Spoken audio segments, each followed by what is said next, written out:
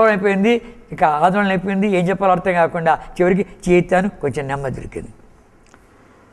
ఆ యొక్క కాన్వకేషన్లో యూత్ క్యాంప్లో ఎంతమంది తెలిసినా 300 మంది మొత్తం బ్రదర్స్ సిస్టర్స్ అందరూ కలిపి ఒక 300 మంది మొట్టమొదటి యూత్ క్యాంప్. అది మొట్టమొదటి యూత్ క్యాంపు కనుక అప్పుడు 10 మంది చేతులు ఎత్తారు, వాళ్ళంతా కూడా నాకు తెలుసుకోవడానికి.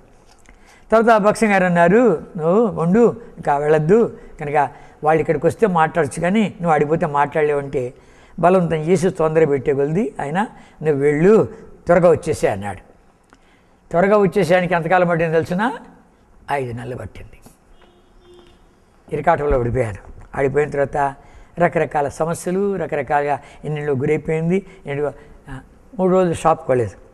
3 రోజులు షాప్కి పోతే మా నాన్న అన్నాడు, ఏనా కృష్ణ షాప్కి రావటం లేదే అన్నాడు. అనగలిది తండ్రి కదా ఏం చెప్పాలో ధైర్యం చాలక, నాన్న ఈరోజు నేను షాపుకు రాను అని చెప్పి పరిగెత్తాను అనకుండా పరిగెత్తాను. అంటే ధైర్యం చాలే. అట్లాడి ఎంత పెద్ద కలవరం వచ్చేసింది అంటే ఇంట్లో పెద్ద కలవరం వచ్చేసింది. ఇంకా పెద్ద కుటుంబంలో పుట్టాను నేను. మా తాతగారికి 5 మంది కొడుకులు, ఒక అమ్మాయి. వాళ్ళందరికీ పెళ్ళిళ్ళు అయిపోయినాయి, చాలా వ్యాపారాలు ఉన్నాయి, ఇక పెద్ద బిల్డింగు దాంట్లో అందరం ఉంటాము. మా తాతగారికి ఆయనకి పెళ్ళి అయినప్పుడు పెళ్ళిలో వంట మనిషిని కూడా కట్నంగా ఇచ్చాడు వాళ్ళ మామ, మా తాతగారి మామ ఇచ్చాడు. ఇస్తే ఆయన పెండి పేరంటం లేకుండా అందరిని చూసుకుంటూ వచ్చాడు, వంట వండుతూ వచ్చాడు. పురుషులంతా ఒకసారి భోంచేస్తారు, స్త్రీలంతా ఒకసారి భోంచేస్తారు. మేము పెరిగే టయానికి ఆయనకి అప్పటికే 90 ఏళ్ళు. 90 ఏళ్ళు బఠానాలు నవ్వులేవాడు ఆయన. అమ్మ అంత స్ట్రాంగ్ పిల్లలు కనుక ఆర్తి ఉండేవాడు. సరే తర్వాత ఆయన చనిపోయాడు.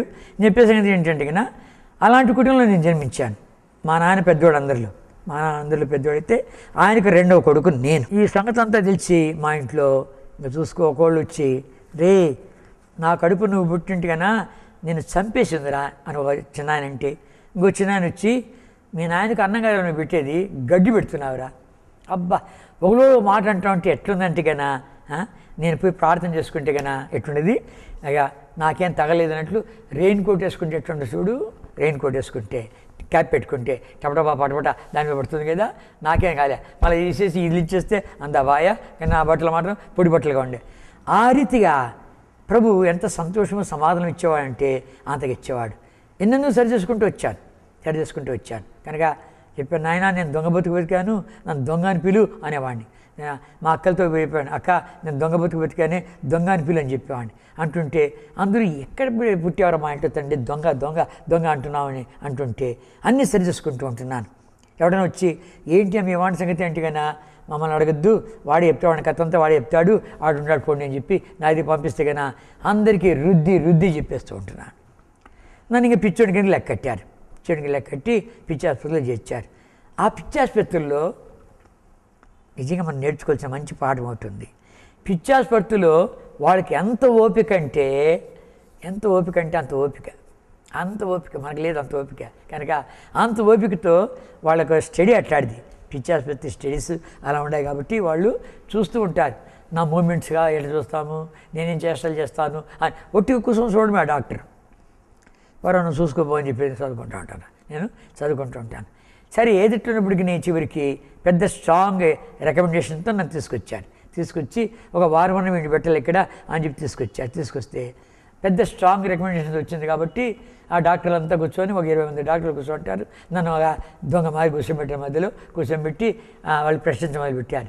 నేను చెప్తాను ఆ సంగతి ముందు, తర్వాత మీరు ప్రశ్న వేస్తారు అని కొలిది నా కథ అంతా చెప్పే కొలిది అప్పుడు ఆ doctor head of the department doctor చాకు ఆమె అంత విన్న తర్వాత అంది, నేను ఇక్కడ ఒక వారం పెట్టాలనుకున్నాము అనింది. అనగలది లేదు నేను హైదరాబాద్ పోవాలా, హైదరాబాద్లో కాన్వకేషన్ ఉంది, అక్కడ చాలా పనులు ఉన్నాయి, ఆ పనులు చేసుకోవాలా అనగలది. అక్కడ చేసేసేవ ఇక్కడ చేయరాదా అనింది. అక్కడ చేసేసేవ ఇక్కడ చేయరా అనగలది. నేను ఉన్నట్టుండి ఎక్కడి నుంచి వచ్చిందో కానీ నాకే తెలీదు. మీరందరూ కూడా మార్పుస్ పొందారు చెప్పండి, మీరందరూ కూడా ఏసే రక్తంలో కడగబడ్డారో చెప్పండి, మీరందరూ ఏసే రక్తంలో కడగబడ్డారంటే కన్నా చెప్పండి, నేను ఇప్పుడు మీతో పాటు ఉంటాను అనగలది. ఆమె ముఖమంతా ఎర్రగా అయిపోయింది. ఏమైపోయింది, కోపం వచ్చింది, లేచింది. Mister Krishnamurthy will you please get out అని థ్యాంక్ యూ వెరీ మచ్ అని బయటపడ్డాను. అక్కడ ఒక జస్టిన్ అని ఒక డాక్టర్ ఉన్నాడు. అతడు వచ్చి నా భుజం ఇచ్చేసి బయట, కృష్ణమూర్తి నువ్వు పిచ్చోడు కావు, నువ్వు పిచ్చోడు కావు, నాకు తెలుసు, అర్థమైపోయింది. సాధు సుందర్ సింగ్ గారి సాక్ష్యం చదివినావా అన్నాడు. తర్వాత భక్సింగ్ గారి సాక్ష్యం చదివినావా అన్నాడు. నువ్వు పిచ్చోడుగా నాకు తెలుసును, అయితే వాళ్ళు పిచ్చోడు కాదు అని రుజువుపరచడానికి తీసుకొని రాబడ్డావు కనుక ఉండు 3 రోజులు అని చెప్పి ప్రార్థన చేశాడు. అది కొంచెం ఆదరించి 3 రోజులు ఉన్నారు పిచ్చి ఆసుపత్రులు. 3 రోజులు ఉన్నారు. తర్వాత వాడు కూడాను ఇది ఎట్ట పరిగణిస్తుందో మాకు అర్థం కాలే, ఒక 6 నెలల తర్వాత వాళ్ళకి తీసుకున్నాడు, అప్పుడు చూస్తామన్నారు వాళ్ళు డాక్టర్లు. వాళ్ళు కూడా అట్ల సంగతి. తర్వాత చివరికి నన్ను ఎక్కడెక్కడో పెట్టాలని చెప్పి కాళహస్తిలో ఒక ఇది మఠం ఉందని, ఆ మఠంలో ఉన్నాడు గురువు, ఆయన బైబిలు, ఖురాను, భగవద్గీత 3:1 అనే పుస్తకం రాస్తున్నా అని చెప్పి ఆడి తీసుకెళ్ళాడు. ఆడి తీసుకెళ్తే ఆ టయానికి గురువు లేడు, లేకపోతే ఆయన దగ్గర శిష్యుడుగా ఆయన ఉన్నాడు, ఆయనకి అసిస్టెంటు. ఆయన 14 ఏళ్ళు వేదాలు చదివి 4 ఏళ్ళకి ఈయన దగ్గర శిష్యుడిగా ఉంటున్నాడు. ఆయనతో పరిచయం నాకు, ఆయనతో పరిచయం వెళ్ది. అప్పుడు అంటే ప్రభు నాకు ఎట్లా సహాయపడుతున్నాడని చెప్తున్నాను అనగా, అప్పుడు ఆయనతో పరిచయం వెళ్ది. ఆయన అంటున్నాడు, ఏమంటున్నా అంటే ఆయన రీతిగా అహింసా ధర్మాన్ని మీరు పాటిస్తారా, అహింసా ధర్మాన్ని మీరు పాటిస్తారా అన్నాడు. అంటే అది గాంధీజీ గారు అహింస అన్నాడు కదా, ఇంకా మీరు శాకాహారమా మాంసాహారమా అని మాట్లాడుతూ వచ్చాడు అని వెళ్ది అన్నాను. నేను ఏమన్నా అంటే కన్నా రీతిగా ఒక మామిడి పండు కానీ తెంచామంటాడు, పాలు వస్తుంది, దాన్ని కూడా బాధ పెట్టినట్టే అనిపిస్తుంది కదా అని. తర్వాత మనం పాలు తాగుతాము, పాలు ఎక్కడిది, అది ఆ దూడ తాగాల్సిన పాలు మనం తాగితే అది కూడా తప్పే కదా అని అంటుంటే, లేదు శాకాహారం అని చెప్పి ఏదేదో అని చెప్తూ వచ్చాడు. సరే మీరు అడవిలో వెళుతున్నారు, మీ దగ్గర ఒక తుపాకు ఉంది, ఉప్పులు ఎదురైంది, ఏం చేస్తారన్నాడు. కాల్ చేస్తా అన్నాడు.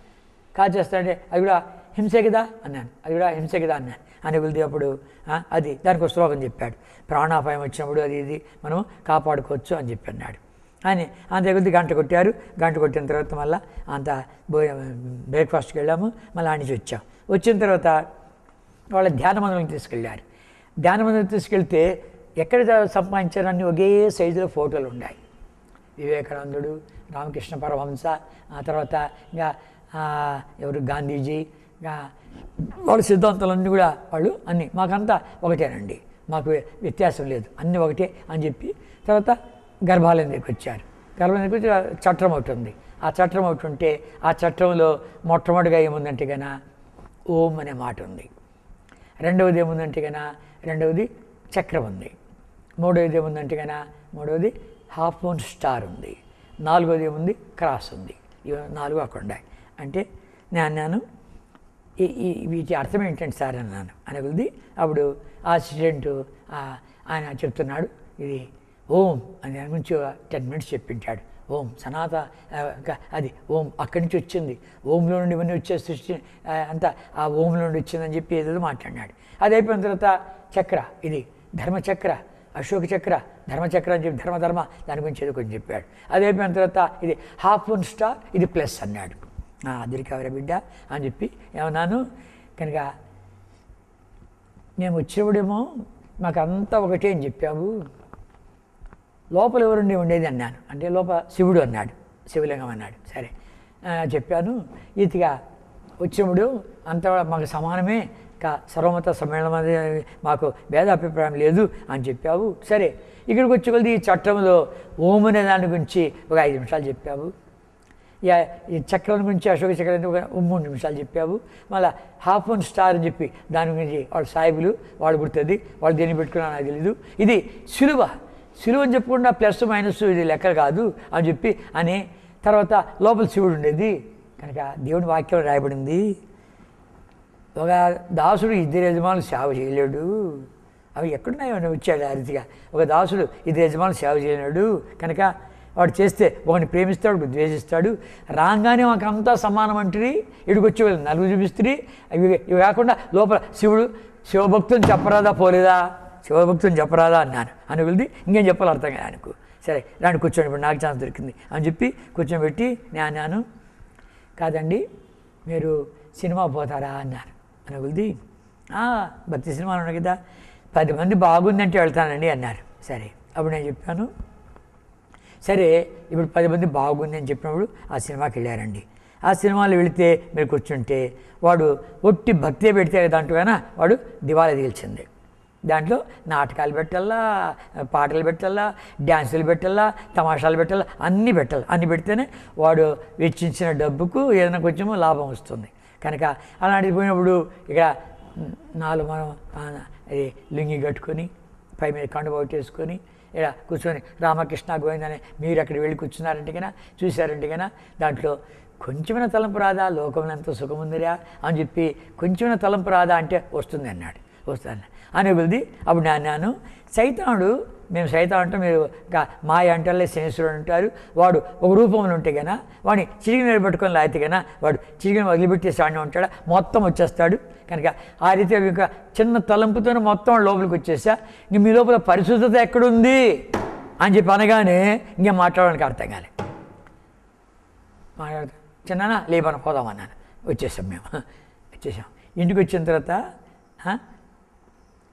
మా చిన్న అంటున్నాడు, మనోడు బాగా మాట్లాడాడు అని చెప్పినాడు. మా చిన్న బాగా ఒకసారి మాట్లాడుతుంటే పరిగెత్తి వచ్చాడు, ఎవరే మీ పిల్లలతో చెప్పొద్దు, మీ పిల్లలతో చెప్పొద్దు. తెలుసు అయితే భయపడతారు, కనుక తెలుసు భయపడతారు. ఈ రీతిగా వాళ్ళు విసిగి